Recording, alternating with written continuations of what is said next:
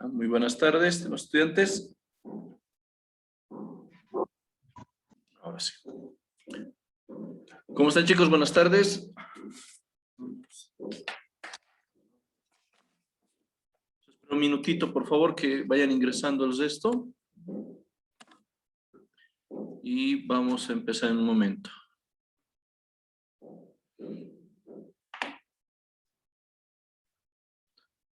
Ahora empezamos, por favor.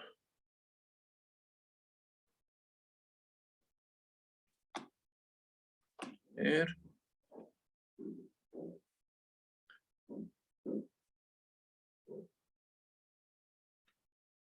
No.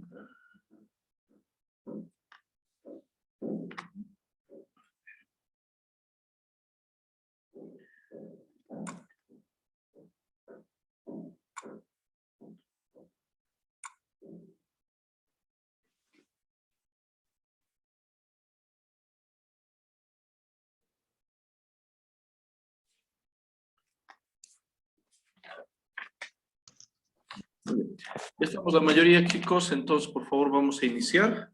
Hoy, 6 de mayo, nuestra clase sobre aspectos de competencia. Ya lo que siempre hemos llevado, en el sentido, todo el proceso, por favor. Vamos a llamar primero lista, por favor, como siempre. Brian Águila. Buenas tardes, presente. Gisela. Presente, Lice. María Zené. Presente, Lice. Zené, Gerson no hay. Raquel. Presente, Lice. Melissa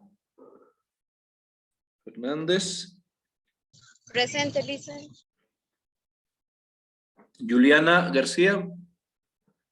Presente, Lice.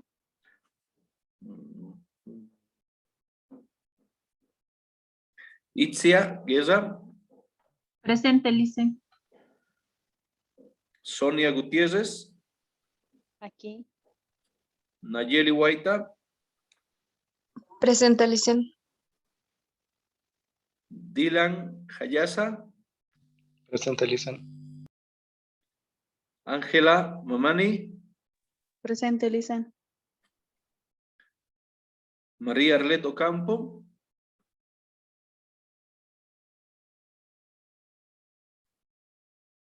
Mireya Pedro.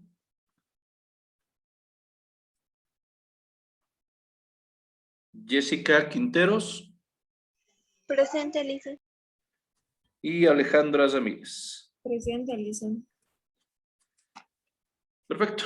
Muy bien, chicos. A ver, tenemos que continuar tenemos que hablar sobre las competencias. Como hemos visto, es la manera en que vamos a ir valorizando, entendiendo la manera en la que tenemos que comprender, medir, valorar, cambiar en realidad los aspectos.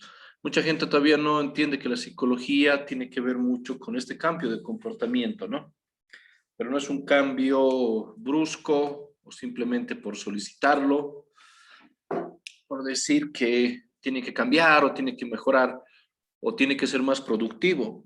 Ojo, lo que nos interesa a nosotros como recursos humanos, ya les he dicho, son los indicadores de eficiencia en la empresa. ¿Qué quiere decir esto? Hay los indicadores de recursos humanos con objetivos y existen los subindicadores o los subsistemas de recursos humanos. O sea, ¿dónde se evalúa esto? En que tienes que evaluar el ausentismo, ¿no? ¿Qué cantidad de gente y cuántas veces se ausenta o se falta al trabajo y bajo qué razones? Para intentar entender qué está ocurriendo y obviamente intentar solucionar el problema de raíz. Los retrasos también es otro indicador que te muestra que la gente está poco motivada, poco comprometida con la empresa. Baja producción. Tienes que hacer comparaciones con meses pasados y meses del año pasado, por decirte, ahora estamos en mayo, tendrías que utilizar, digamos, la evaluación, obviamente, de abril del 2021 contra abril 2020, para ver cuánto ha producido una persona. Por decirles, es una manera de ver, ¿no? Esa producción no es solamente en físico, sino también en eso de cuánto ha aportado, cuánto trabajo, cuántas horas, cuánto ha vendido tal vez. Estos subsistemas tienen que ver también con la evaluación del desempeño y la evaluación del clima laboral. Pero como les decía, todo inicio tiene que ver con la contratación, con la selección, todo el proceso de reclutamiento y selección de personal. Vamos a ver hoy día, chicos, un poquito de cómo se va desarrollando esto de la selección por competencias. Ya hemos hablado que es una competencia, ¿no? A ver, ¿qué tres factores tendríamos que utilizar? A ver, Gisela, Borda, ¿qué tres factores hemos dicho que están en la competencia, en las competencias?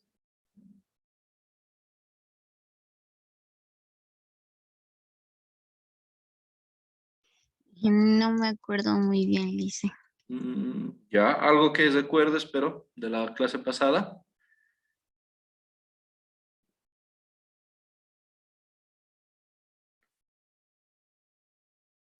Ya, que es importante. A ver, Jessica Quinteros.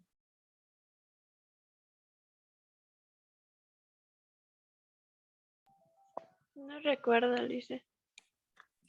Ya, muy bien. A ver, chicos, tenemos que, por favor, a ver, ¿quién se acuerda entonces? ¿Quién se acuerda de este punto? Yo les A ver. Sí, Brian. podría ser actitudes, valores y rasgo de personalidad. Ya, muy bien. Otra persona que opine, ¿se acuerdan que hemos dicho las competencias están basadas en tres cosas, ¿no? Tal vez serían, dicen, las competencias transversales, las competencias específicas y que están dados a un cargo. Ya. Claro, esas son las competencias como estructura organizacional. Está muy bien, Sonia. Hemos dicho, pero, ¿se acuerdan? El conocimiento, las habilidades y la actitud, ¿no? Así es como se mide, Marta les dice, una competencia. Bueno, nosotros también las reconocemos. Hay otro tipo de estructuras que toda empresa va a variar un poco.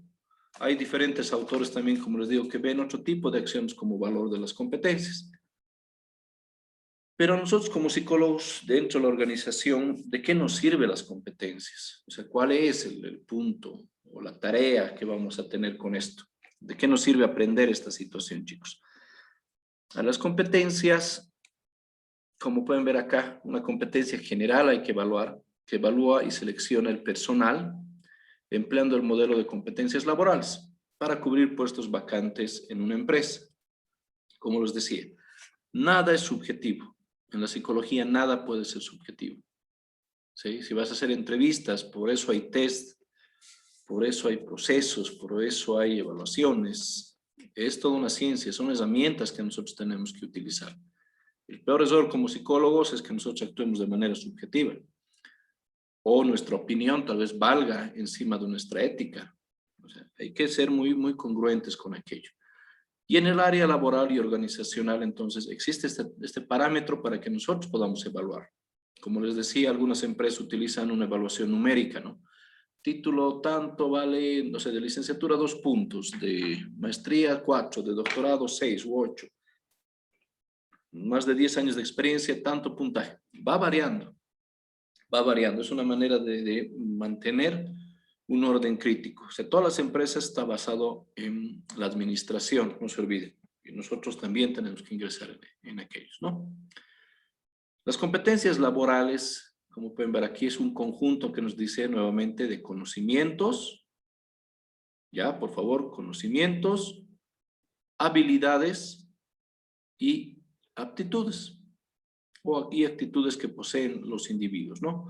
En mayor o menor grado, a fin de lograr eficaz y eficientemente los objetivos de un puesto de trabajo dentro de la organización. Entonces, repetimos, por favor. Conjunto de conocimientos, habilidades y actitudes. ¿Ya? Conocimientos, conocer, habilidades, hacer y actitudes, ser. ¿Ya? Entonces, bajo esta premisa, tenemos que ir evaluando a las personas, pero ¿de dónde sale esa evaluación o cómo vamos a hacer la evaluación? Primero tenemos que tener en claro de que hay que evaluar estas cosas, ¿no? Conocimientos, habilidades y aptitudes, para que podamos concretar o conocer los aspectos de la persona para un puesto de trabajo. Generalmente en la evaluación por competencias, chicos, es la última etapa de la evaluación que se tendría que hacer. Como les decía, el saber, conocimientos, el hacer, las habilidades y aptitudes, y el ser, las actitudes. Y el manejo, sobre todo actualmente, como hablamos de la inteligencia emocional. Conocimientos, habilidades y actitudes. Ya, nuevamente, conocimientos, habilidades y actitudes.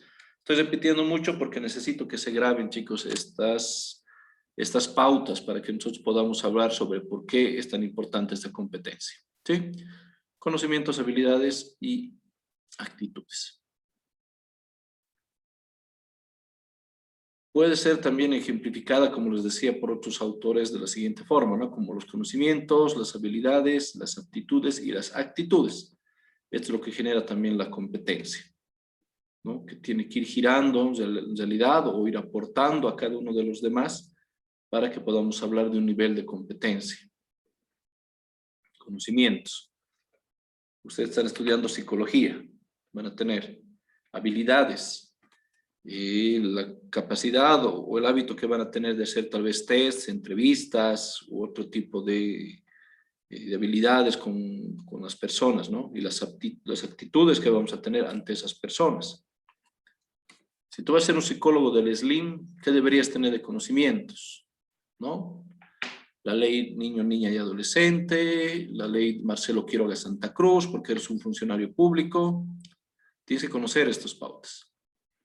Habilidades, como les decía, que ya en tu rubro, por ejemplo, vas a saber qué test utilizar, el MMPI, el desiderativo, de acuerdo tal vez a un grado de violencia, tienes que ir capacitándote mejor. Y las actitudes, ¿qué actitud vas a tener ante ciertos casos, ¿no?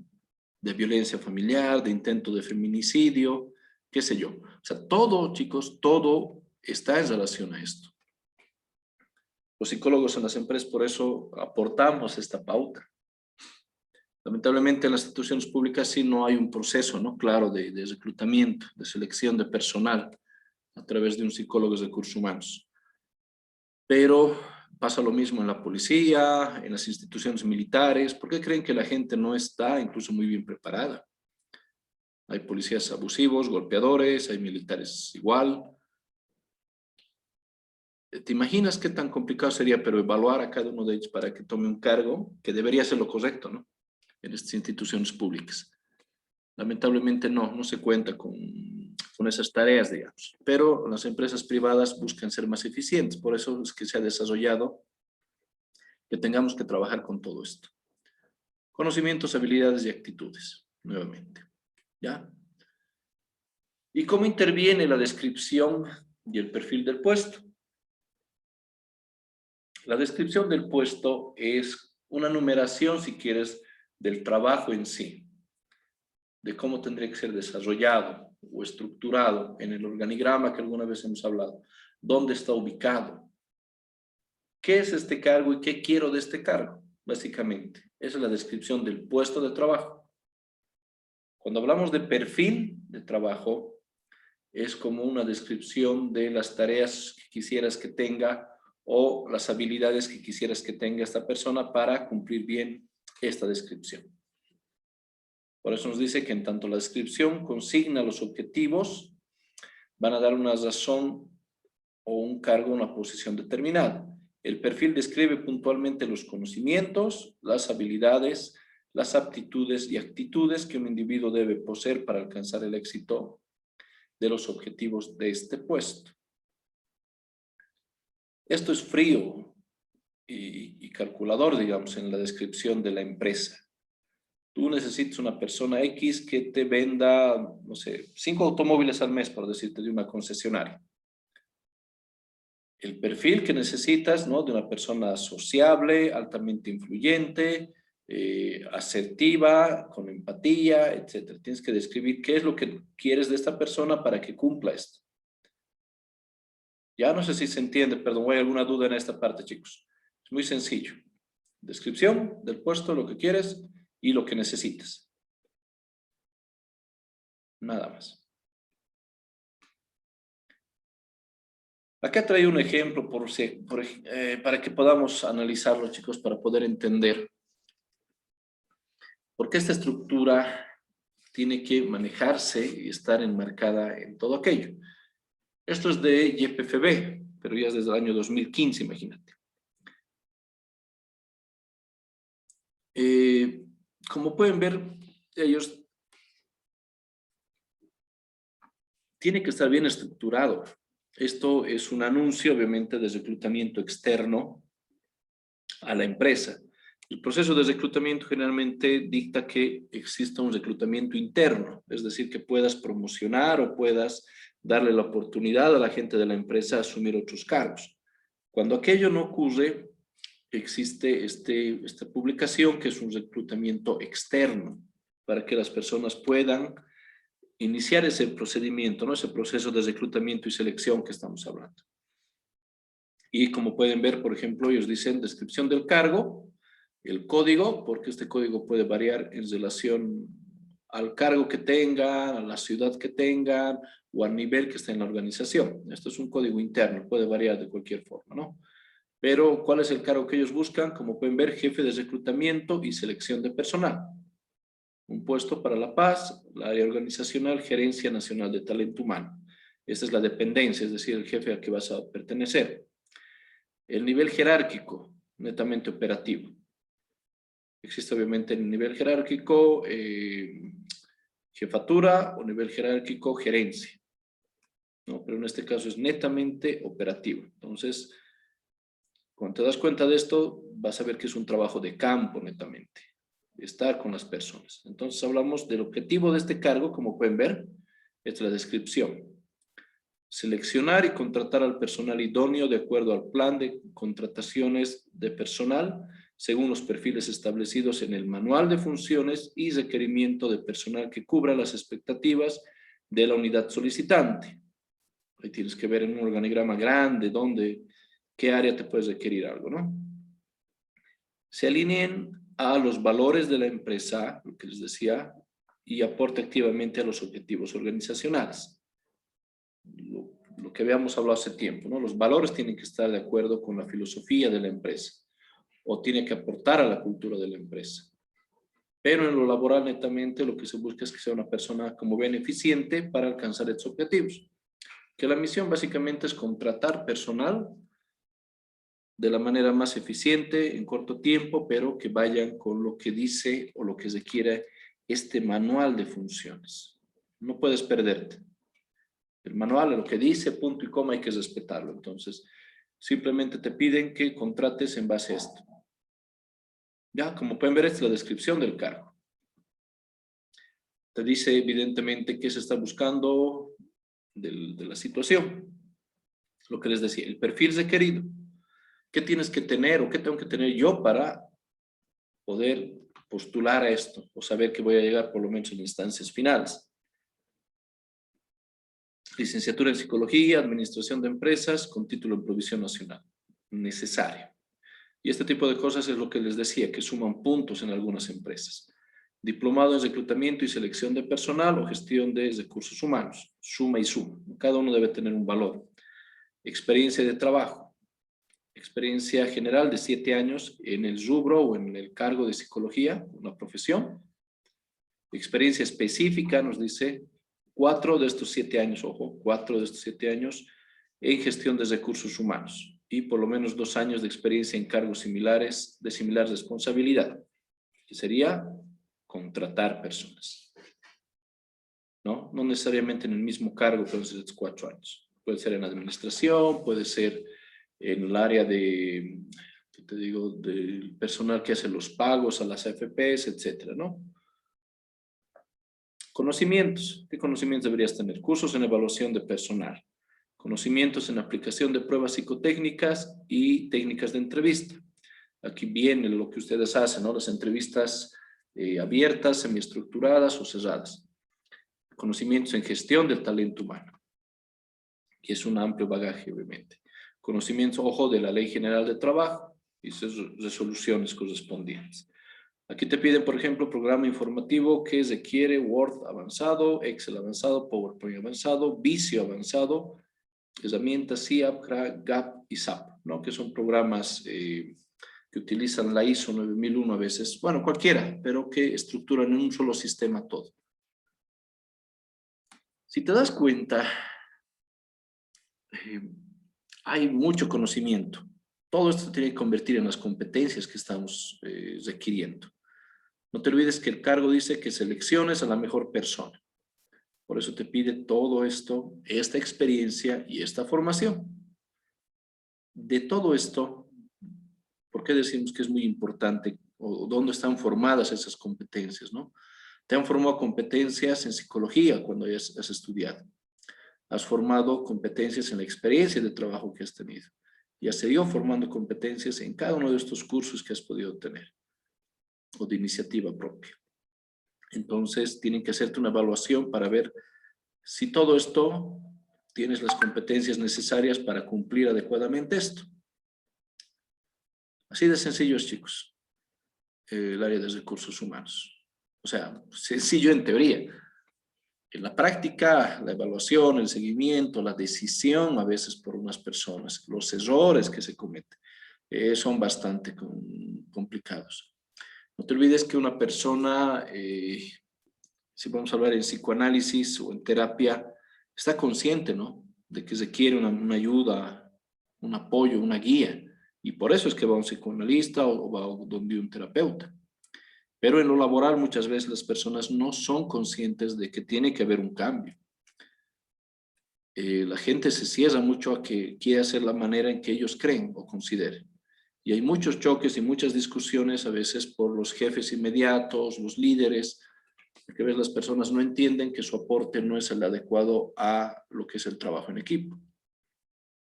Como psicólogos en las empresas, además de hacer todo esto, obviamente tienes que hacer esa formación constante, tienes que dar talleres seguidos, tienes que hacer coaching constante. Porque esto no quiere decir que vas a encontrar a la persona correcta, ojo. A veces, cuando hacemos el reclutamiento para este cargo, hay alguna persona que cubre todo esto a la perfección, cumple con todo. Pero ¿cuál es el problema, chicos? Que una persona, a veces que cumple todo esto, sabe cuánto vale. Entonces, digamos que mi presupuesto para este cargo que me ha dado la empresa es de, no sé, 15,000 bolivianos más o menos, va unos sueldos acá, en este tipo de cargos. Pero esta persona que ya tiene experiencia y cumple cabalmente me está pidiendo 22. Puedes negociar hasta cierto punto con el área financiera de la empresa, pero date cuenta, si te pides 22 y tienes 15, probablemente no lleguen a un acuerdo final, ¿no? Entonces, un indicador también que a veces complica el reclutamiento, aunque no crean, es eso, lo económico. O lo que ocurre actualmente, ¿no? Muchas empresas contratan una sola persona con un sueldo para que cubra 2 cargos. Ponte que aquí en YPFB había jefe de reclutamiento y selección de personal y había otro que era jefe de capacitación y desarrollo.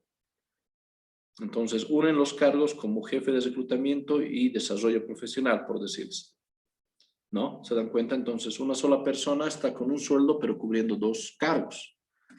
Por la situación actual laboral que ocurre en las empresas medianas, sobre todo, se hace esa tarea, lo voy a decir. Entonces, el psicólogo también la ve difícil, ¿no? Porque tiene que fusionar los perfiles, tiene que fusionar las descripciones, tiene que buscar el punto de equilibrio también para encontrar un postulante que pueda ir o cumplir varias cosas. ¿Ya? ¿Hasta aquí preguntas, chicos? Muy bien. Seguiremos. Obviamente, como ven, hay que describir muy bien el puesto de trabajo, los objetivos y o los resultados que queremos de las tareas y las actividades. Hay que calificar a través de exámenes psicométricos, entrevistas, como les decía, estructuradas generalmente, o concretar la entrevista con el jefe inmediato superior. Son procesos internos que podemos ver en cada empresa. De acuerdo a la realidad y a la necesidad de cada empresa pueden variar eso, no es una receta clara, ¿no? Pero nos interesa cuál es el resultado esperado del puesto de la selección de trabajo. Aquí es muy complicado porque, como les decía alguna vez, en el proceso... Ay, me salió.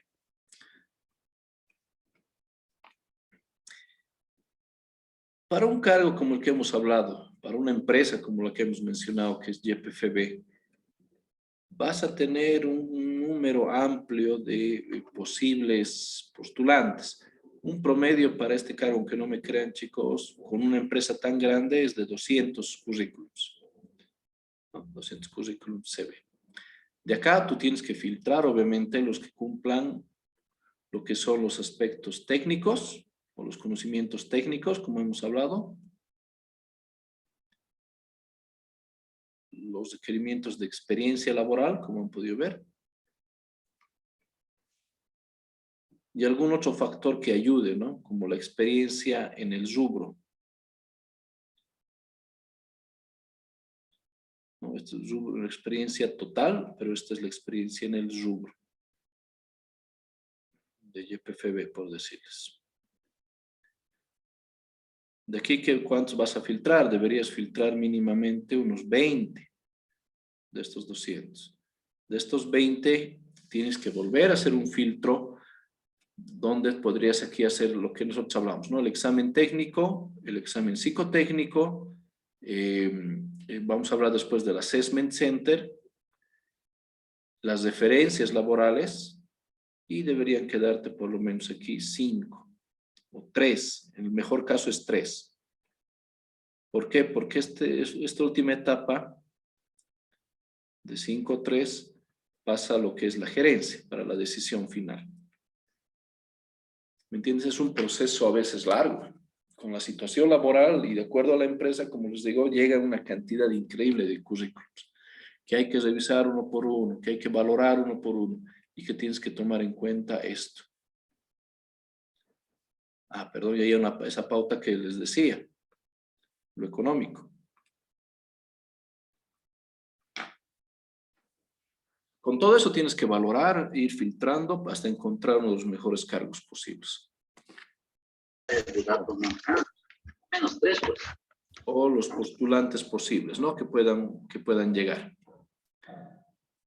Por eso se llama proceso de reclutamiento y selección, porque conlleva varias de estas etapas, chicos. Entonces, como están pudiendo ver, tenemos que hacer esa evaluación a través de estas herramientas, como la entrevista, o la entrevista al jefe inmediato superior, o los exámenes, ¿no? Técnicos y psicotécnicos. Por si acaso, el examen técnico es el examen que muchas veces te pasa el jefe inmediato superior. Es decir, según la ISO, tienes que presentar esas evaluaciones para el seguimiento del cargo. Entonces, si alguien está postulando, por decirte, al área de ventas, tú vas a tomar el examen psicotécnico como psicólogo. Nadie te puede enseñar y tú obviamente no puedes mostrarle a nadie tal vez. Pero tiene que haber un examen técnico del área de ventas y eso tiene que dártelo el jefe o el gerente de ventas, ¿no? Ahí él pondrá el uso, no sé, de marketing situacional, utilizará aspectos como que haga una propuesta de venta de un producto específico o va a armar un Excel para que le muestre las proyecciones de ventas. Eso es la parte técnica que el jefe inmediato superior tiene que darte. Tú haces la evaluación, le das al jefe para que haga después la calificación. Y entonces son esos dos pasos, van de la mano, tanto la parte psicológica como la parte técnica. Entonces tiene que ir evaluando y concretando esos aspectos. Es lo que les decía, al describir el puesto, en función de los resultados esperados, estará sentando bases sólidas para el desarrollo del perfil de puesto, que consecuentemente tendrá que escribir en función de los conocimientos, habilidades, aptitudes y actitudes que deseas de la persona que ocupe el puesto. Como pueden ver aquí hay una foto de un perro y nos dice que la descripción del puesto podría representarse como la casa en la que queremos meter al perro. La descripción del puesto, la estructura con la que está dada. Mientras que el perfil de puesto nos dice cómo ha de ser la mascota. Aquí es un San Bernardo, puede ser un pequinés, puede ser un chapi, puede ser un doberman, puede ser un rottweiler y infinidad de aspectos que tú puedes poner. Entonces, por eso se dice actitudes, habilidades, conocimientos. Ya con este simple ejemplo estamos diciendo aquello. El perfil de cargo es esto, sólido, no se mueve. Y esto va a ayudar a la empresa a los objetivos. Lo que sí puedes variar e incluso mejorar son las competencias que va a tener este perfil. Por eso hablamos de esto, ¿no? Conocimientos de este peso, habilidades de este peso, actitudes de este peso. Con esa descripción vas a tener el peso adecuado para la casa que quieres, ¿no? Un ejemplo muy sencillo, chicos, pero muy adecuado. Cuando vas a hacer la evaluación por competencia, seguimos hablando, ¿qué instrumentos deberías emplear? ¿No? Aunque para muchos es sencillo proponer instrumentos psicométricos, tú agarras y dices, no sé, yo voy a tomar el test de los colores, el test de la persona bajo la lluvia. Tienes que tomar en cuenta que también tienen que ser tests adecuados al cargo que estás buscando. No vas a tomar un Rorschach, por decirte, a un cargo de cajero, ¿no? Tienes que tomarlo a alguien que va a tomar decisiones o de cargos superiores, un proyectivo, o sea, puedes escoger y puedes autovalorarte. ¿Pero por qué les digo esto? Porque en muchos casos los cargos operativos requieren mayor cantidad de gente. Entonces tienes que preparar test que sean mucho más sencillos, mucho más prácticos, que te ayuden obviamente, pero que los puedas realizar sí, de manera objetiva, concreta, pero rápida, porque es mucha gente. En cambio, si vas a evaluar a un gerente departamental o un gerente nacional, obviamente tienes que tomarte mucho mayor tiempo para hacer evaluaciones mucho más objetivas, mucho más claras y tal vez más evaluaciones o más test necesarios. Entonces, hay diferencia entre los postulantes, o los cargos a los que deberían postular. ¿Ya? La realidad es que estos solo ponen en evidencia el potencial, pero no lo que el individuo es capaz de hacer con él. ¿No? Nos muestra, como ven ahí, el potencial, pero la experiencia o cómo vamos a ver aquello. Como dicen, se ven en cancha las cosas. Y entonces, ¿cómo nosotros vamos a mostrar? Por lo general nos dice que tenemos 5 instrumentos con los que contamos para poder hacer evidente ese potencial, que serían los cuestionarios, los estudios de caso, los ejercicios, role-playing, la observación directa, que es lo que hacemos los psicólogos en esta pauta, interesante, y las entrevistas por competencias, porque ponemos en una situación específica a una persona. Les doy un ejemplo. Yo cuando contrato cajeros, les digo, ya imagínate o ponte en esta situación. Es un domingo en la tarde, a las 6 de la tarde, donde está mucha gente, es lleno, hay prisa y tienes fila. Y una persona te da un billete de 100 bolivianos. Y bueno, le das cambio y el señor viene a los 5 minutos y te dice que el billete con el cambio que le has dado es falso. ¿Qué harías en esa situación? ¿O cómo solucionas el problema? ¿Me entienden? Esa es la pregunta, si se dan cuenta que le estoy poniendo al postulante en una situación específica para que él me diga con sus competencias cuál es la solución que podría darnos. No es, como ven, no hay un manual para aquello. Lo que a nosotros nos interesa es ver qué reacción tendría, cómo manejaría la situación. Muy aparte, qué actitudes mostraría, ¿no? Porque para ser cajero, el perfil te dice. Persona con mucha empatía, tolerancia a la frustración, facilidad de palabra y comunicación, influyente, etc. Esas son las competencias que nos pide. Entonces, un cajero tiene que estar preparado para ese tipo de situaciones. Por eso es que haces esta entrevista de competencias o haces el Assessment Center, que les voy a mostrar después, para las evaluaciones. Porque ahí es donde tú puedes evaluar, entender y valorar estas competencias. ¿Ya? Entonces es todo un punto donde vamos viendo. Para avanzar, ¿cómo tendría que estar formado o qué es lo que vas requiriendo vos para la contratación de una persona? Primero, la evidencia documental, que es lo que siempre nos piden, ¿no? El currículum documentado le llamamos aquí. Ahora, hay una diferencia y ustedes van a escuchar mucho. ¿Qué es hoja de vida y qué es currículum vitae? La hoja de vida es como un resumen del trabajo que has hecho, los estudios, la formación y la experiencia que tienes, por si acaso. Eso es la hoja de vida. Y el currículum vitae es obviamente esa hoja de vida con los documentos de respaldo que tú estás diciendo. Si en tu hoja de vida pones, estudió psicología 4 años, tienes que tener ese documento.